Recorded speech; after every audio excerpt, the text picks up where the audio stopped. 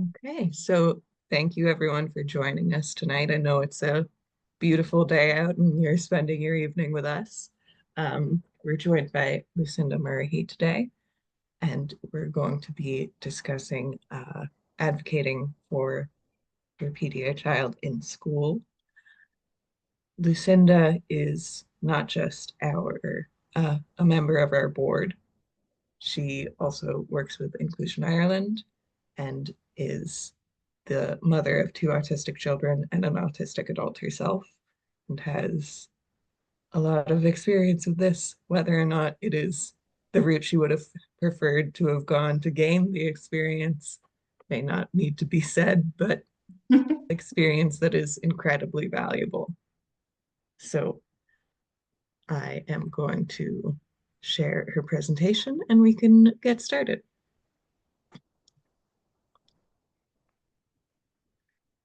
A second.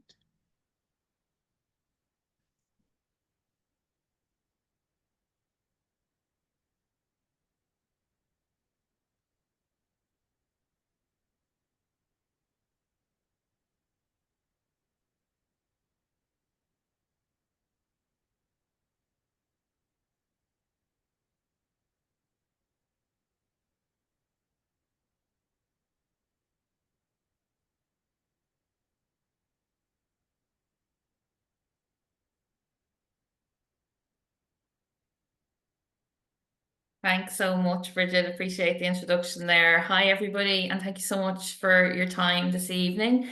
As part of World Autism Month, I'm delighted to be working with AsIAm on this to bring you this presentation and webinar this evening, empowering parents to advocate for supporting PDA in schools.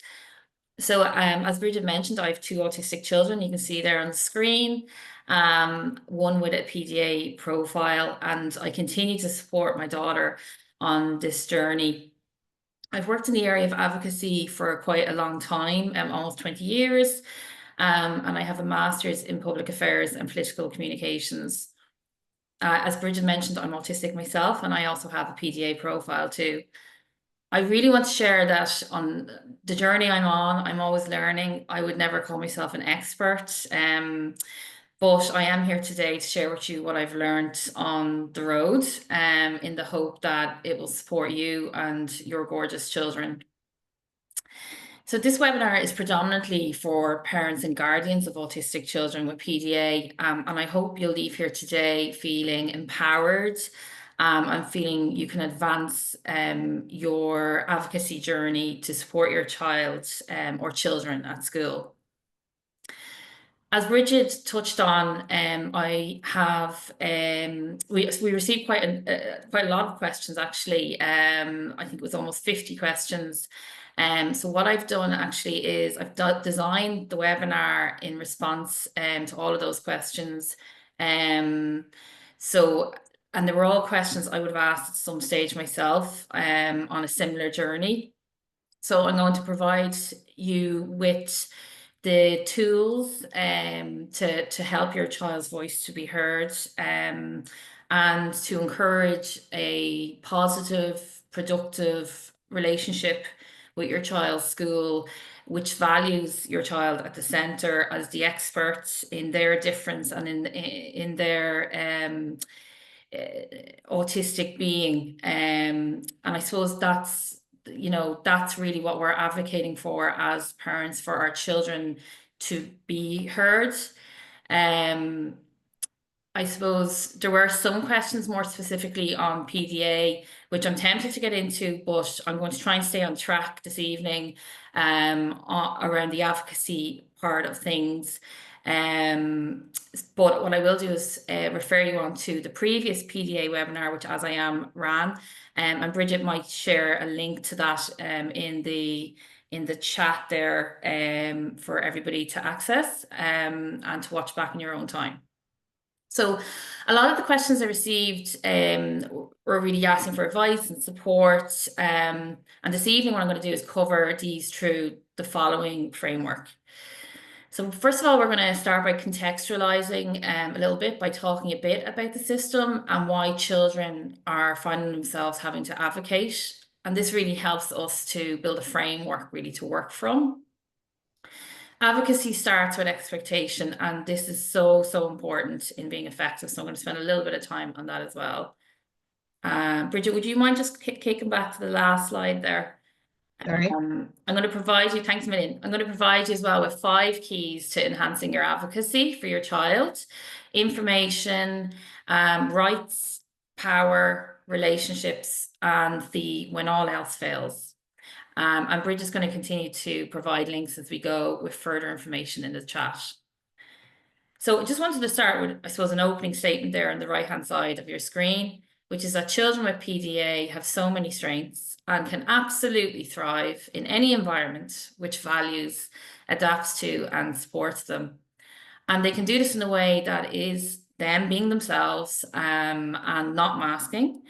Our children do not need to change at all, and they are adapting so much all the time. So to most of your questions, to most of the questions you asked when you're signing up, my answer really is number one, there's an action in there for others to adapt, not your child. And number two, the action only your child knows, hence their value, the value of their voice. And this webinar will help you to convince grown-ups that there is an action in there for them and that this action is waiting to be unveiled through our gorgeous children. So we might move on to the next slide, and we're just going to touch a little bit on the educational system and why children are having to advocate. So as you know, the educational system sadly isn't always designed to value autonomy in children. Accessing and thriving at school can be pretty tough when you have a natural drive for autonomy. And your nervous system responds to demands as though they are threats. Most find this difficult to kind of get their heads around or to understand, why entering the schoolyard or having to sit at your desk, having to take out your school books, having to use the toilet, following rules, etc., could activate someone's nervous system into fight, flight, or freeze. And I think while all humans have experienced threat at some stage and have felt the sensation of our nervous systems being activated, most of us can't comprehend what that must feel like multiple times a day, every day, particularly in an environment that maybe doesn't provide the individualized support a child needs. I suppose a lot of people don't understand how this leads to can't, not won't, like can't learn, can't communicate, can't play, can't feel good. And while we all respond to threat through a variety of distressing behaviors, most of us can't accept regularly these behaviors in a child who experiences threats frequently. The NCSC have a lovely resource, a video which helps to explain what happens to our brains when we feel threatened. And Bridget's just going to share that in the chat to watch in your own time. But it just kind of gives an idea of it just helps us all to understand better the experience as a PDAer. This prevalence of nervous system activation, coupled with the judgment our children often experience, can lead to anxiety, can lead to severe anxiety, and this can lead to anxiety-based school avoidance, which is another term which is largely misunderstood as well. So in this kind of environment, it leads us as parents to having to advocate for our children, to speaking up for our children, to trying to ensure that their voice is heard. And, our children maybe are not being believed, maybe because no one can see their invisible disability or the threats.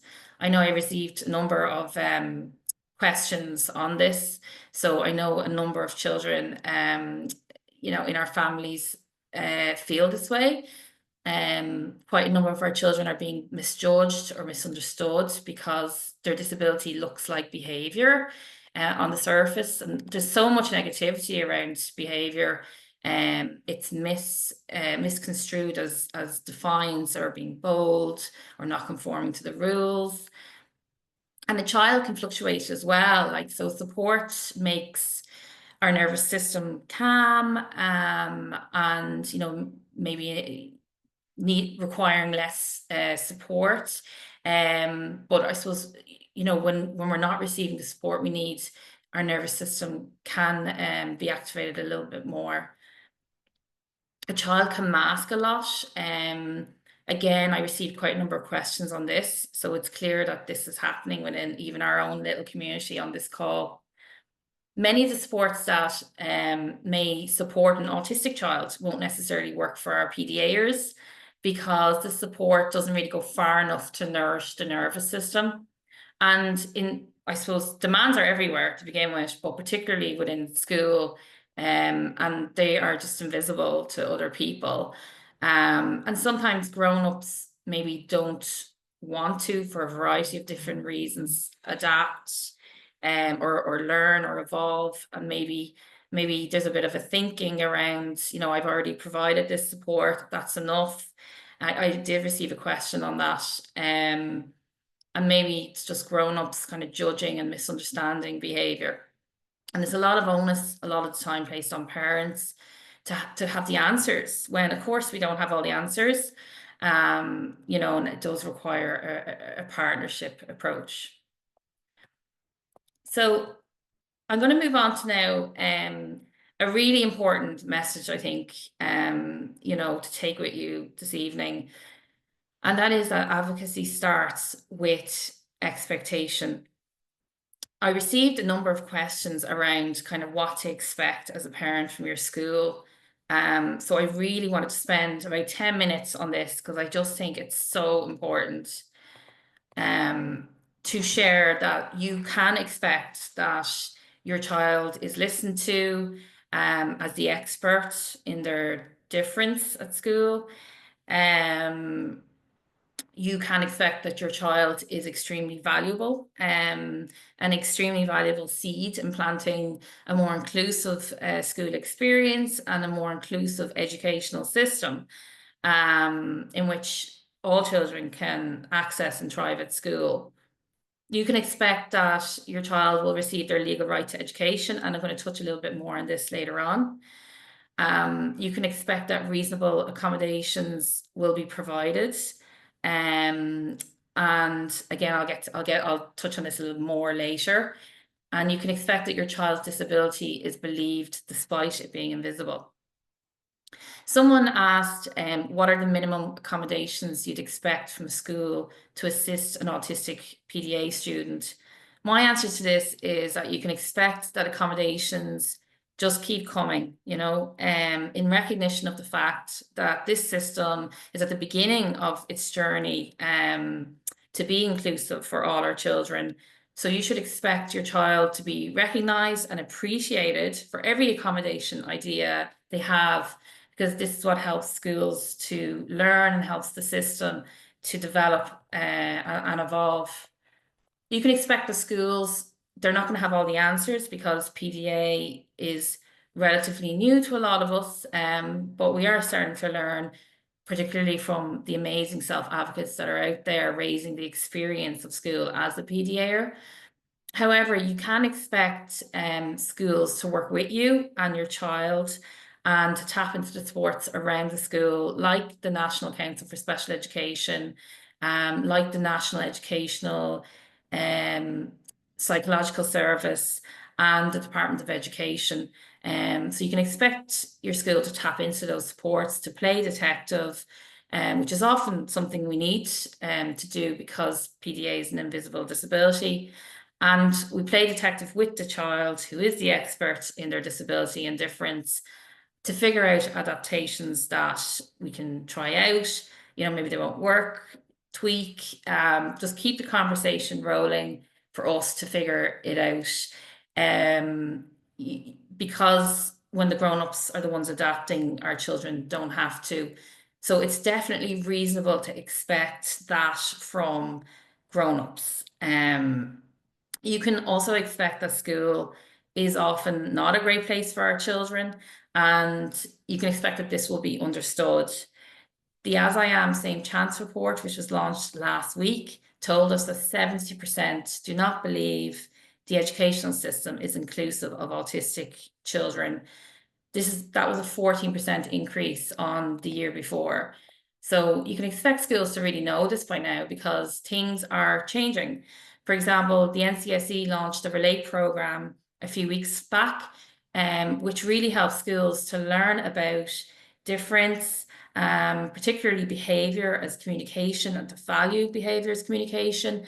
And it really helps the NCSE Relate program help schools to really hone in on the relationship building with children, child-centered approaches, which are now being promoted, actively promoted by the NCSE. And the NCSE also launched last week their sensory spaces resource to schools. And again, this takes schools on a journey, a learning journey, to consider children with sensory differences and how best to support them. So changes are also happening with codes of behaviour in TUSLA Educational Support Service, and these are due to be launched soon enough. And AsIAm and Inclusion Ireland and others have been actively raising the experience of our community with codes of behaviours because significant changes must be made in order to make the codes of behaviours neuroaffirming and focus on the rights of children. The Department of Education also issued guidelines to schools in December, understanding behaviours of concern and responding to crisis situations in schools, and an outright ban on the use of seclusion. So all these changes are coming in response to the experiences our children are having at school. It's pretty difficult for schools to be shut off to these changes, and to be shut off to, like, why are they coming into effect? And I'm just raising this because I know some families can be made to feel like a bit of a troublemaker, or can face huge resistance, maybe even rejection from other parents. You're not crazy. These changes in codes of behaviour around seclusion and restraint, around understanding behaviour as communication, are clear messages from the Department of Education, from the National Council for Special Education, that our educational system in Ireland is in need of change.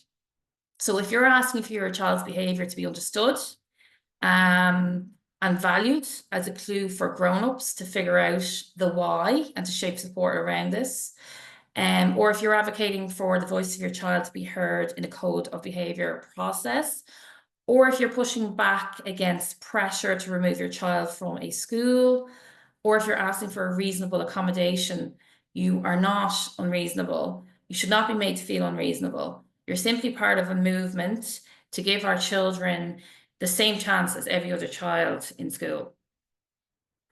I just want to talk a little bit about, I suppose, our conditioning as well when it comes to schools. And like, my two children have really challenged my conditioning when it comes to schools, to the point now that my expectation is that the experience of school for my children is one in which they get a chance to find their strengths, and kind of grow up to make the most out of these strengths. We're all individuals. Not all of us are going to be brilliant at maths or geography or history or languages or whatever. What I'm really interested in for my children is what comes naturally to them as strengths, and encouraging and supporting them to follow their wishes, which tend to be aligned to what, we're interested in, which tends to be aligned to what we're good at. Like, we tend to receive fulfillment from recognition of our strengths, and I want that for my children. When I left school, I didn't feel like I was very good at very much because the subjects weren't something that I could find my strengths in. And it actually wasn't until I was in college and I figured out I was actually pretty good at projects, having spent years, almost failing at exams. And I was able to find my strengths that kind of through that path, it took me a lot longer, to be honest, to find what I really wanted to do because of the conditioning, I suppose, and expectations around, what I should get out of school. So within school, I'm interested for my children that they are exposed to the same opportunities as every child, so they can realize where their strengths lie and leave behind where their strengths don't lie, and where they're encouraged to do this while looking after their well-being and their mental health and others. So that when they leave school, they feel confident, they're full of self-belief, they're kind. And that's the vision, I suppose, for AsIAm for every child, to leave school feeling good about themselves. So if your child is leaving school after a day, a week, a month, or years feeling not good about themselves, then the system is really letting them down terribly. And we know that's continuing to happen. And this webinar is really about enhancing our advocacy skills to try and change that. So your journey to enhancing advocacy, your advocacy efforts begins really with that expectation, I think. Pull your expectations back up. And I think as parents, we frequently need reminders of that because, it is reasonable to have the same expectation as every other parent, and to expect that your child will be supported at school to thrive. I just feel that's a really important starting point, and one that many parents struggle with because our expectations are constantly flattened within the educational system and other systems as well. So that's just the first really important point to remember, or to set reminders, or to have an ally to remind you frequently that it's absolutely okay to expect that your child will be supported at school to thrive. So I'm going to move on just before I get into the 5 kind of keys to advancing your advocacy. I just want to touch on knowing your audience. I suppose, there's really 2 kind of types of schools. There are so many amazing schools out there that are really on a journey of valuing children, listening to children, and adapting. And I suppose, schools that deliver on the expectations we talked about earlier, have a learning mindset, acknowledge and understand the experiences that our children are having in the system, and understands their role in trying to change that and create a more inclusive system. But there are also, I suppose, adults within some schools who are resistant to learning, who maybe are resistant to acknowledging that they're not going to have the answers, but actually, in fact, the child does have those answers, and are maybe resistant to change because that's the wonderful strength that our children bring to this, is change and adaptations to the system for them and other children to thrive. If it's the latter, that's a really difficult journey because it can feel like you're walking on eggshells with the school, and you can feel how easy it is to slip into conflict. And that's not something any of us want to do with adults who are around our children all day long. But at the same time, we do want our child's voices to be heard, because they deserve to be supported and to have their rights met like every other child. You can advocate, if this is the kind of audience you have in front of you, you can still advocate strongly by believing in the expectations we talked about earlier, and by empowering your child with the next few keys. Failing that, we're going to get into your options then as well. So I'm going to move on to the 5 keys to enhancing your advocacy. So I suppose advocacy is really about empowering your child's voice, as I've said multiple times at this stage, particularly when their rights are not being met. The end destination for advocacy is really all about getting the other adults to buy into the idea of listening to the voice of your child and valuing and learning from it. And here's how you can do that. So the first key is opening minds through information and evidence. And to be honest, I just think this is the most valuable one, particularly, for any kind of any teacher, SNA, principal, school, that you have in front of you, this works so well with any school. Um, a lot of the time, problems happen because of an information gap. And the chances are, whether your audience is receptive or resistant, um, they're probably going to know very little about PDA, because like there is very little known about PDA, and we're all really only learning now. And I suppose the solution to that is to give them a chance, and offer to fill the information gap in a way that works for the school, by providing information, by giving information on the experience your child is having of school, and why they're communicating through certain behaviors and that kind of thing.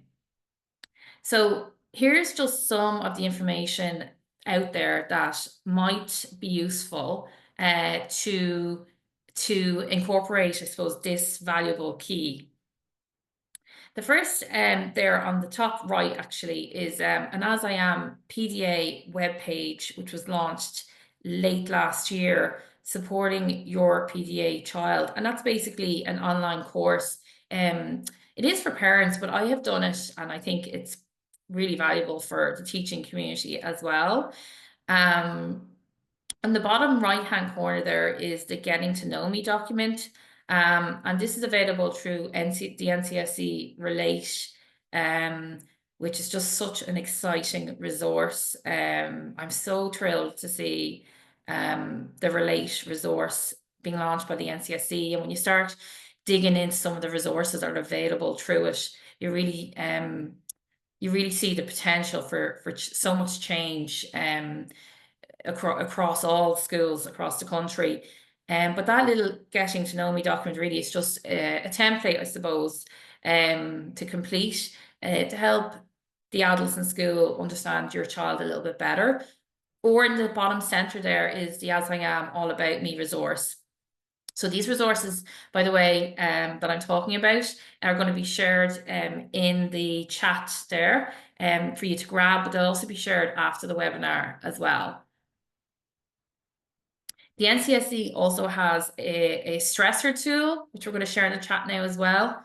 And I find this really useful. I've used it myself to help recognize and reduce stressors. And it's just really that kind of detective piece, trying to figure out what is the best support to tailor to your child by listening and observing them and understanding them. AsIAm ran a school avoidance webinar as well. And again, we're going to share the link in the chat, which I think is really useful because I know a lot of our children are experiencing school avoidance. And AsIAm and Inclusion Ireland ran the Classroom Strategies for Children Who Communicate Differently webinar, which is on the top left-hand corner of the screen there. This is a really fantastic webinar. I have a non-speaking child and a gestalt language processor. And this webinar really provides kind of just understanding and strategies to help a child to be understood in the classroom, and have the opportunity to communicate in the way that they want to communicate, and for that to be embraced. Obviously, communication is just so important. We've talked about so much already about how our children have the answers and are so valuable in all this. So obviously, receiving their communication is really important in that. There's also the AsIAm PDA webinar, which I referenced earlier, and we'll share that in the chat as well. Please follow AsIAm and Inclusion Ireland on our socials to watch out for any other school webinars or podcasts or resources. We'll keep them coming, and they might help your school to enhance their understanding. On the bottom left-hand corner of the screen there is the PDA Society in the UK. I've been on their website a few times and I find it really useful, and it appears to be neuroaffirming as well. They've got some great information there as well. And we might move on to the next slide, onto Instagram gems. So here's just, there's so many brilliant self-advocates and ambassadors on Instagram now. It's so exciting. They have wonderful content that is so accessible and succinct. and just grabbable, you know, like in a couple of minutes, you are going to learn so much from listening to any of these guys. So we've got Amanda McGuinness, Casey Ehrlich, Anne Hessman, The Everyday OT, Sorka Rice, and Christy Forbes. Um, some of these ambassadors are autistic with a PDA profile themselves. And I find they just have the language that I'm still finding myself. I just think it's so powerful to be able to give a school these kind of polished messages while we're still trying to figure it out and catch up. And it's also powerful sometimes to just let someone else deliver the message to save you from having to. Um, there's one post I really want to highlight, and it comes from Christy Forbes. I hope I'm saying her name right, who's a PDA herself. She's there in the bottom right-hand corner of the screen, and she talks about resilience in one of her posts. We're going to share the link in the chat now. I just really recommend that you watch it. Um, she talks about like the expectations from adults sometimes to make a PDA child more resilient, when in fact they are already the most resilient children of all, but it's just not recognized. And she talks about the significance of relationships. Um, and if I can talk, I suppose personally myself, just for a couple of minutes, I can tell you from my daughter who moved school in January into a gorgeous inclusive school, what makes this school inclusive is the people and their commitment to creating a safe, secure relationships with my daughter. It just protects her so much from the threats. And she's just accepted fully as herself. Her behavior is accepted fully as communication. She is never judged. And I think the measure of an inclusive school really for our children is often their reaction to distressing behaviors, when our children react how any of us would if we felt under threat. The only response they give to my daughter in these moments is compassion, space, and time. She has learned through these experiences that she can trust the adults around her, that school, you know, that her school will know and believe the threats that she is feeling. Um, and she's learned that, you know, the adults are always going to be there for her no matter what.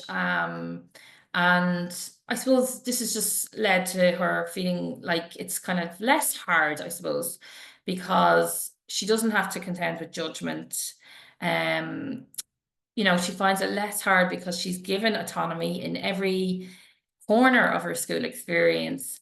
And she finds it less hard because, you know, we're not always going to get it right as adults, but you know, we say sorry to her and we learn. There's a trust and safety there, and a warmth and respect, and everything we all need to feel the foundational human connection that we all desire.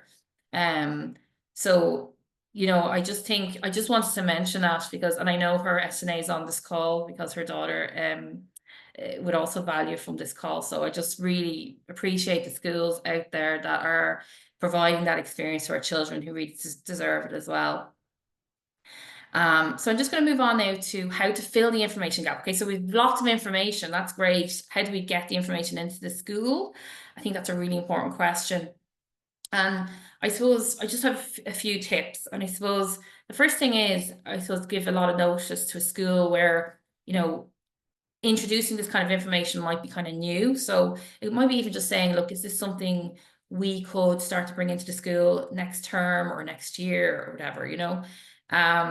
Or maybe just ask the school what is their plan for next year's continuous professional development, and if there's a space for you, or, you know, maybe through the Parents Association, to make suggestions.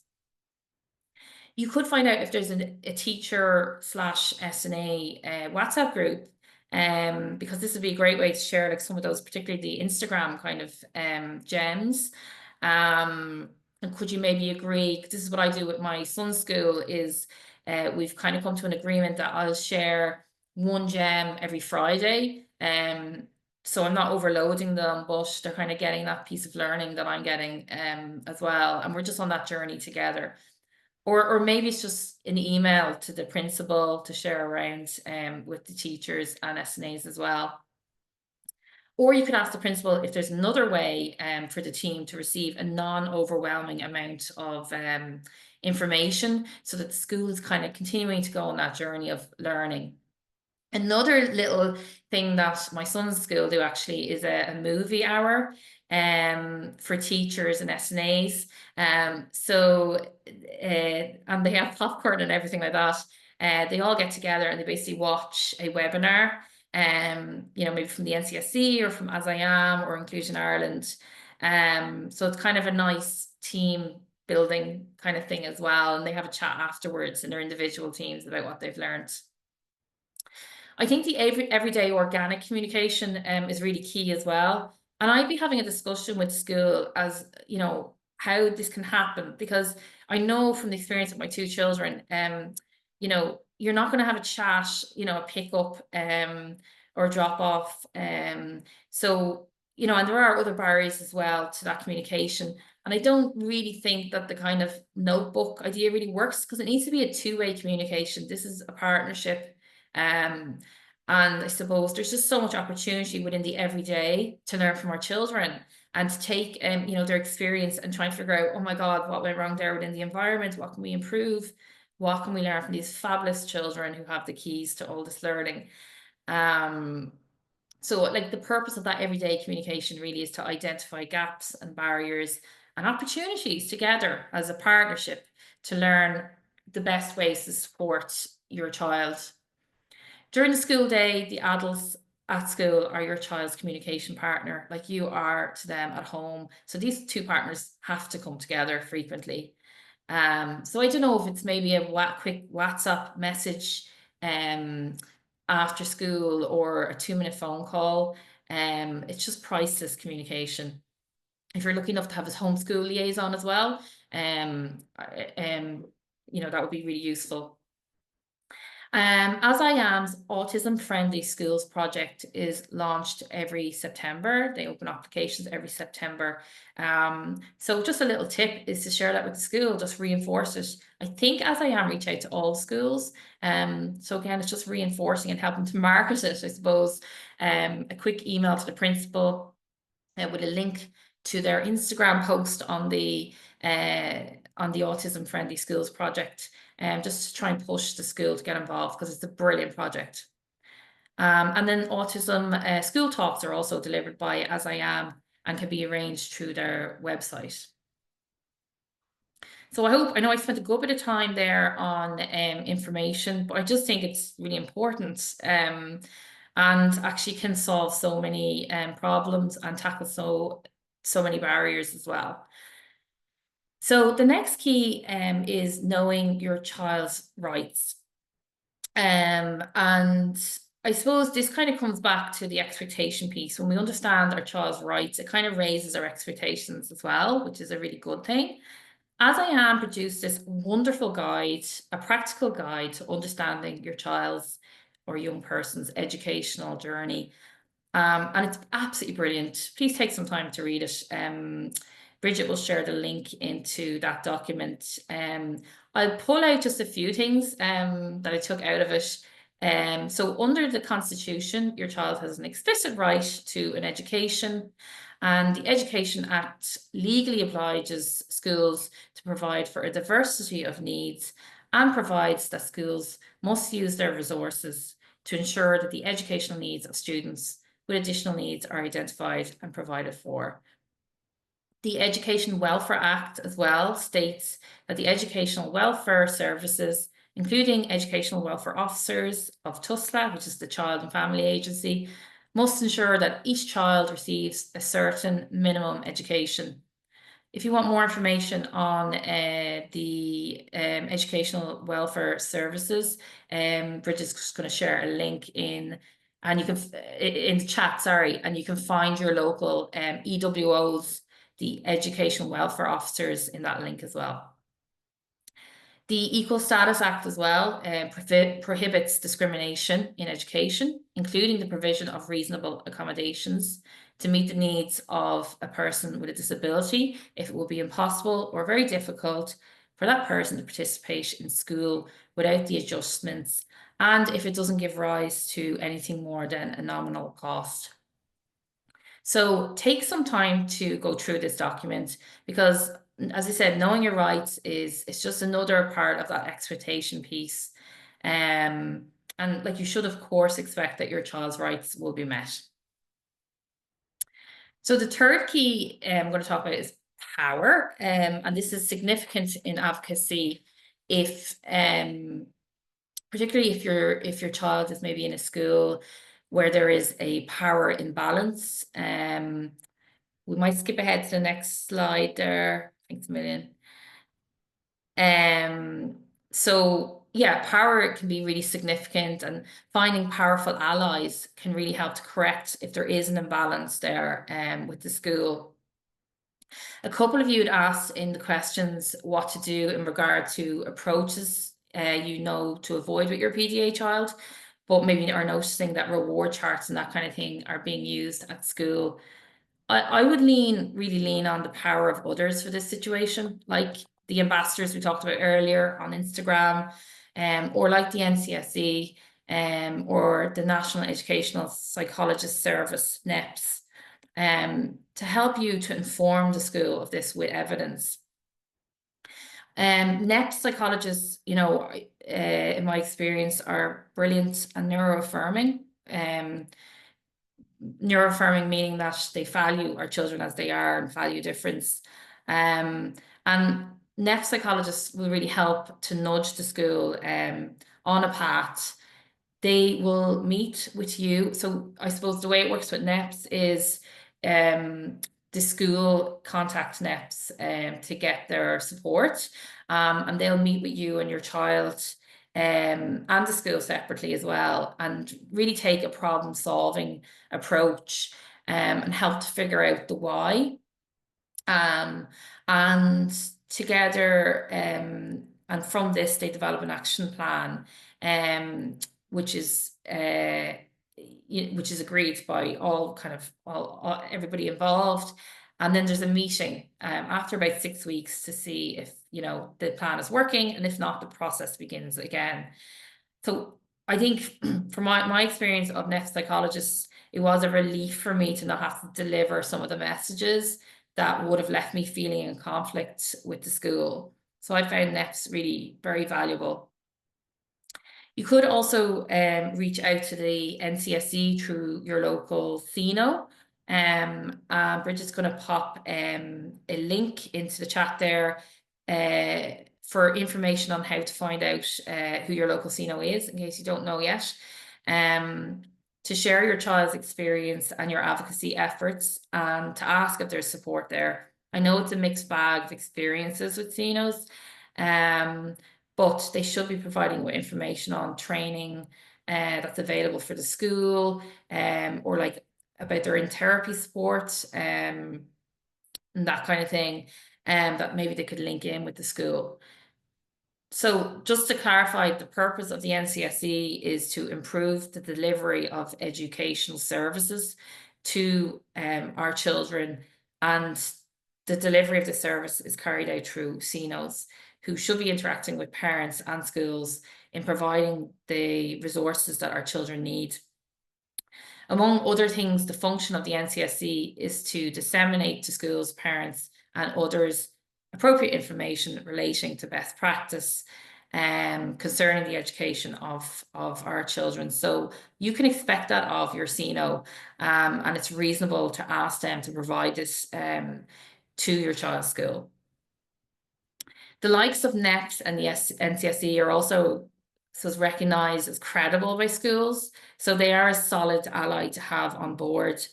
I know from listening to the community and from personal experience that sometimes schools may resist private therapists.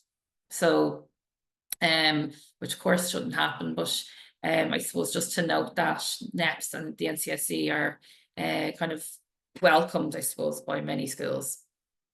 as a support. So the next key is relationship building.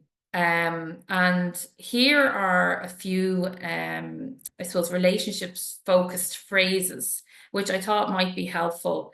Um, these are sort of, I suppose, partnership positive statements to help keep the dialogue on the right track. For example, my child can't, not won't do this. Can you help me to figure out why? Is there anything I can do to support? So you're really kind of pushing the partnership angle. Let me have a think about that and get back to you is absolutely okay to say. I find myself in so many situations where I've felt floored. It is okay to say that. Let me come back to you on that. We don't have the answer yet. Is there someone in the NCSE or NEPS who might help us figure this out?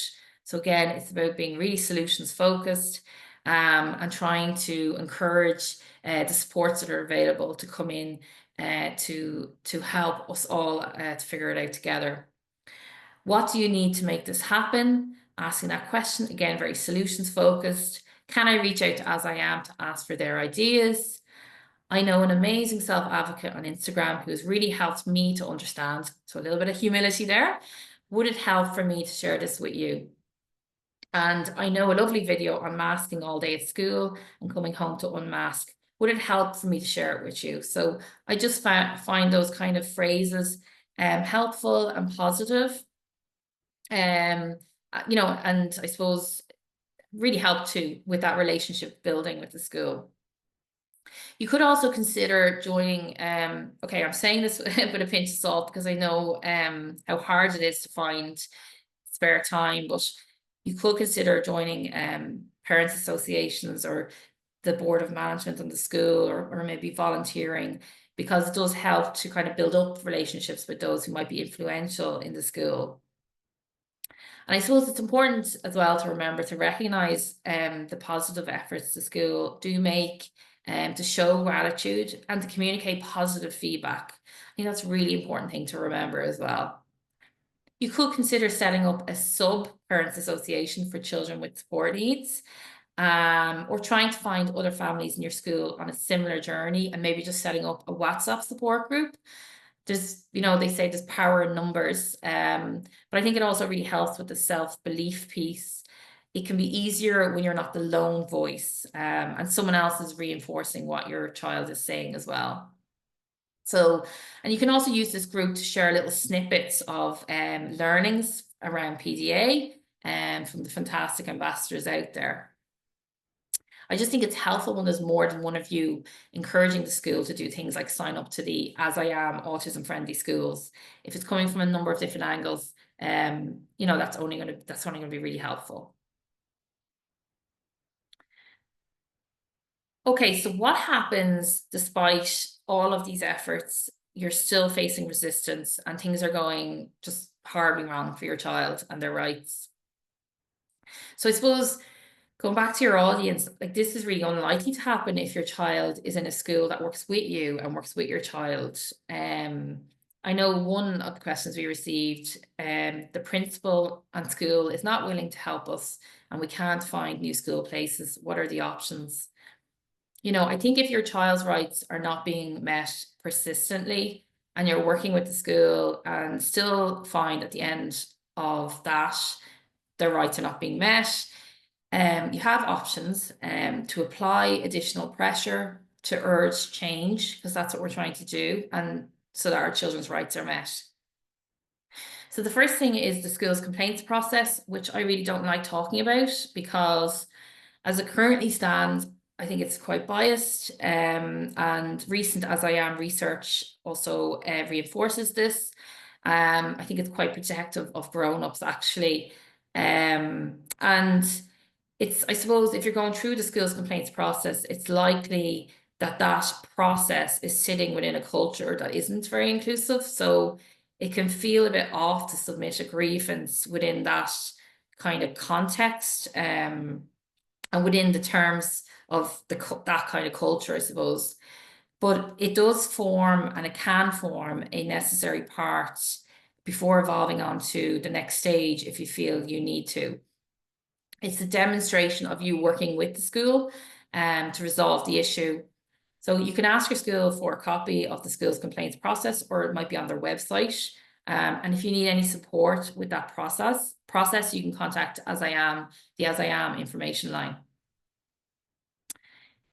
If you're dissatisfied with the outcome of the school's complaints process, you have the option to go to the Ombudsman for Children to make a complaint. The Ombudsman will look at your efforts to engage with the school, and this, this tends to be, if you've gone through the school's complaints process, and you'll be sent a form to fill in. You send the form back, and an officer will contact you for next steps. It doesn't take, it doesn't take that long before you'll hear from an officer. The next thing is, I suppose, legal advice. You could consider the legal route. And, sometimes just having a solicitor write a calm, reasonable letter to the school is maybe all it needed to take to make that nudge, to add to the voice of your child. And, maybe hopefully you would see a positive shift from that. You can also make a complaint to the WRC. And on their website is a form called an ES1, which you fill out and you send to the school if you wish. You ask for a response back, and they can provide a response through another form on the site, which is called an ES2. And if you're dissatisfied with that response, you can submit a complaint then to the WRC and bring your case before an adjudicator. You don't have to pay for that unless you decide to bring in a solicitor. You can represent your child yourself. The Irish Human Rights and Equality Commission provides legal assistance. I'm not entirely sure how easy it is to get it, but you can certainly apply for it. If you email them, they will send you a form back to complete, and then it kind of goes from there. I just wanted to mention about Gareth Noble and KOD Lines, who's a wonderful partner to AsIAm, and provides loads of information in the following webinar we're just going to share with you in the chat now. I would recommend taking some time if you're interested in learning more. He's also featuring in AsIAM's upcoming Empower and Educate event for parents on May the 9th at the Ashling Hotel in Dublin. And this is a parent education series that will cover things like legal rights and education. So if you're interested in learning more about that event, you can contact AsIAm. Political, you can also bring your child's experience to the Minister for Special Education, who will likely put you in touch with an official in the Department of Education who may be helpful. Your local public representatives may also be able to help you, and you can find out who they are and how to contact them through the following link that we'll share now in the chat as well. The media, you can share your child's story with the media, either online, nationally or locally, in the hope to bring about change and pressure that way. I think whatever you decide, consider the repercussions if you do, and consider the repercussions if you don't as well. And of course, you can contact AsIAm or Inclusion Ireland. You're not on your own. So that, I suppose, brings us to the end of the webinar, and I really hope that these keys will help you and your child. I just want to finish with the statement I started with, which is that children with PDA have so many strengths and can absolutely thrive in an environment which values, adapts to, and supports them. You're not unreasonable to expect that.